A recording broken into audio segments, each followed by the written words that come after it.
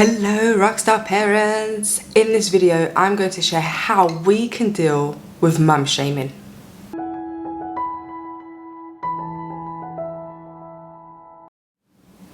Now in the world of parenthood we will face mum shaming in some form or another. So if you're watching this video then you most probably are facing it or have faced it, and I just want to share how we can overcome it because it can be so deflating. So first of all, what is mum shaming? Well, mum shaming is when a loved one, an in-law, a friend, or even a stranger makes a comment or a judgment about your parenting style. So you might have a loved one or a friend that says, "Oh, are you still bed sharing?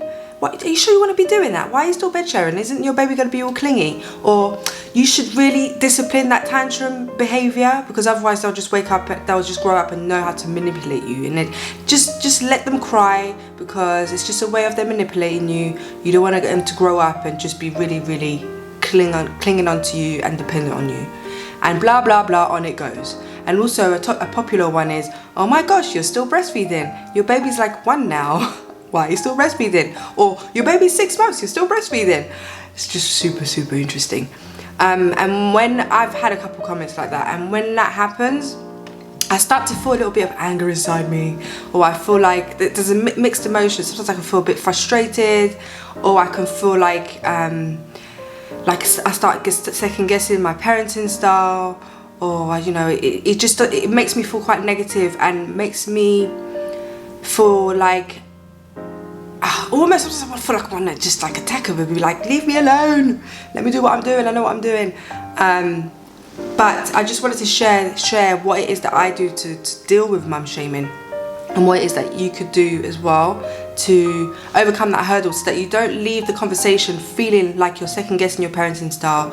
You don't feel like deflated and annoyed and angry. Instead you leave the conversation feeling empowered and in control. Because I just want to remind you that you as a parent are doing an amazing job and you are more than enough for your child. So if you've got a partner, especially if you've got a partner, it can be hard to kind of experience that mum shaming and have no outlet, have nowhere to go because you live with your partner.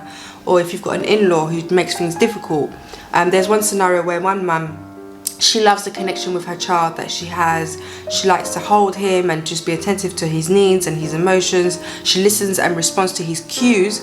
But then she's got the sister-in-law who literally starts to feel really annoyed with her when the mum doesn't let her hold her boy for, you know, as long as she wants to. So apparently she went to her partner, which is her brother, and said, "Look, your wife is not letting me hold your son and it's really frustrating. Her son's gonna get all clingy and only gonna want his mum." And anyways, they had like this huge conversation, and the mum started to sort of second guessing herself a little bit, thinking, "Oh, is she too attached to her child? Is she too protective?" When really all she was doing is just, her child is so young as well, she was just listening to his cues, being there with him and creating a very strong bond so that when he grows up he feels secure, he feels confident within himself, he feels like he can trust people. So that's what she was actually developing in him. But then she had an in-law who just felt that it was too much, and it was very much imposing her opinions on how she should raise her son. So I, and amongst other mums, reassured her that she's doing a great job and that she should just maybe let her in-law, her sister-in-law, know what it is that she's doing, why she's doing it, without having to justify herself too much. But then just carry on doing what she's doing. And if she has to carry her baby in a sling every time her sister-in-law is around, then she should go ahead and do that. So we were just supporting her in that front. So you may have something similar that happens as well, something similar situation. So just know that you are not alone. So how do we deal with mum shaming so that we can leave feeling empowered and not feeling like we're second guessing ourselves, second guessing our intuitions, and always leaving frustrated and like there's no outlet and we don't know how to handle it? So if you're like me and you don't like confrontation, oh yes, I don't like confrontation. I've got my tea, by the way. This is Thursday Parenting Chat, so make sure you've got your beverage. I forgot to mention. Can you guess how old I am? Anyways, so if you're like me, you don't like confrontation, then you can literally nip the conversation in the bud. I think is the simplest, most quickest way to deal with it.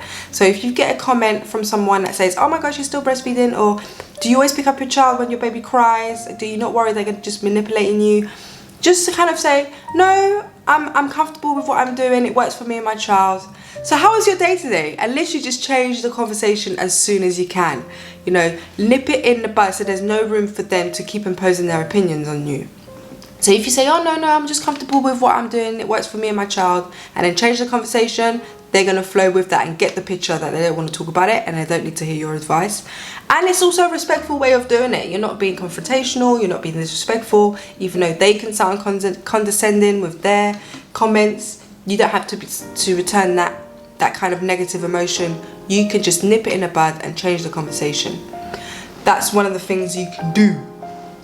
If you feel like it's just a repeated occurrence that the person's always constantly making comments, you can literally, if you feel comfortable, I think honesty is the best policy. Let them know how you're feeling. So if it really is becoming a bit of a problem, even if you get a mediator to come into the conversation, so say for example it's a member of your family or a member of your partner's family, and you don't want to come across disrespectful, you can get your partner to come into the conversation. They can be as impartial as they can be and just say, look, my partner feels that when you make your comments it upsets her, and we don't need to feel like we're attacking you in any way, but basically how about we come to a consensus that if you've got any advice you can come through me and let me speak to me about it, and now I'll suggest it to my wife, but for now I think we should just leave it as it is. And then you could just have an intermediary there to solve the situation so that it comes across as respectful and as unconfrontational as possible, but everybody's voice can feel like they're being heard. So that's one way of doing it as well. The most important thing when it comes to dealing with mum shaming, however, is to really stay true to yourself and stay true to your values and stay true to what you believe in and what you feel is right for you and your child. I think that the best advice, the best person who can give you the advice, the best person who can give you the guidance is your own child. Just keep observing and nurturing and being there for your child, and your child will tell you what it is that they need. Your child will guide you in terms of what works for them and what works for you. For me, a rule of thumb is if it works for both you and your baby and you're both not going crazy, then it's the right thing to do. So if you're still bed sharing, if you're still breastfeeding at 1 year old, at 2 years old, then go for it, because if it works, then it means that nature is telling you that it's a natural thing to do and that you should go for it regardless of what people think. So just let your child be your guide and follow your own intuition, follow your own values, because you have to remember that even though parenting is something that millions and trillions of us do, every single parent is different.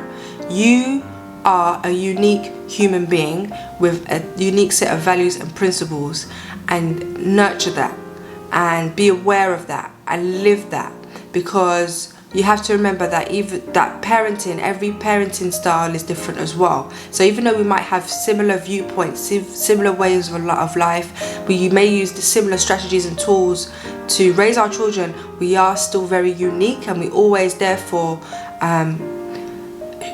nurture our children in a very unique way. So even when I'm sharing tools and strategies with you about parenting, know and decipher what works for you and what doesn't, and tweak it and tailor it to what works for you in your household and for your family, because that's super important. And that's one of the best ways to kind of take in the positive advice, because sometimes you can get lovely positive advice, especially if you ask for it. You can get some really good practical advice from loved ones, and then just get rid of and ignore all the negative feedback and advice that you get that really conflicts with your values and your principles and even the needs of your child. So really, stay true to who you are and stay confident. And when you're feeling unsure, ask people that you trust. Ask other mums who are going through something similar, or go into Facebook groups and ask the question, because if you're going through it, it means that a lot of other parents are going through it as well, so you're not alone.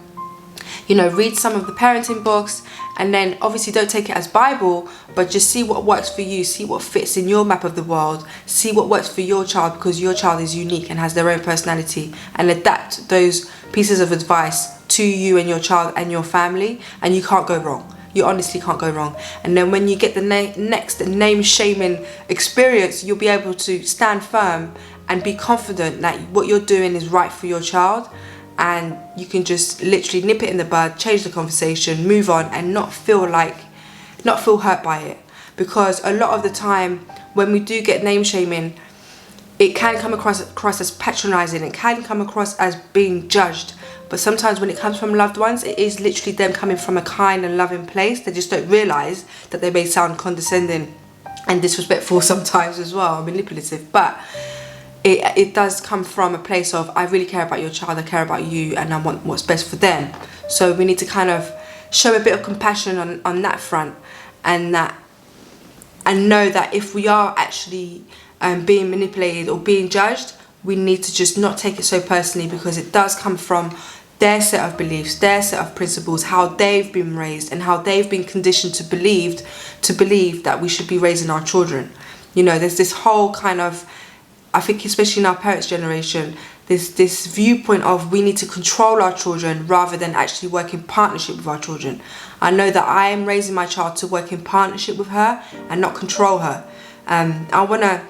Because funny enough, when we try and control children, that's when they grow up to be manipulative. That's when they grow up to be rebellious. So all the personality traits they want us to avoid, if we follow their methods, it's gonna happen. So it's quite ironic, really.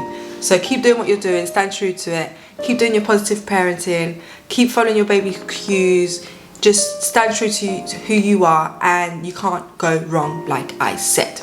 So if there's any further tips that you have for dealing with mum shaming or dad shaming, leave them in the comments below. Let's help each other out, because you know what, it takes a village to raise a baby.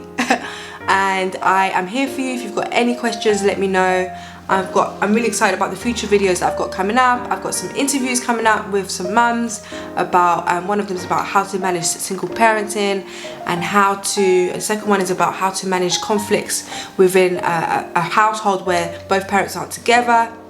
So they're going to be awesome videos. So definitely subscribe and click on the bell so you can stay tuned and know when those videos are out. I'm also going to do a future video on this is similar to mum shaming, but it's quite a different angle, but how to manage your household when you've got a partner who is completely closed-minded and isn't into the whole positive parenting methodology, and is very much like, young boys shouldn't cry, and you know, don't show too much emotion, really like completely opposite to what you believe in. How do we manage that? Are we able to raise our children through positive parenting when we've got a partner who's completely against it? So definitely stay tuned for those videos. Subscribe, click on the bell, and leave a thumbs up if this video has helped. Don't forget to leave your tips and any questions. I'll answer all of them. Thank you so much for tuning in, and I'll see you soon. I'm gonna finish my tea now. Ciao.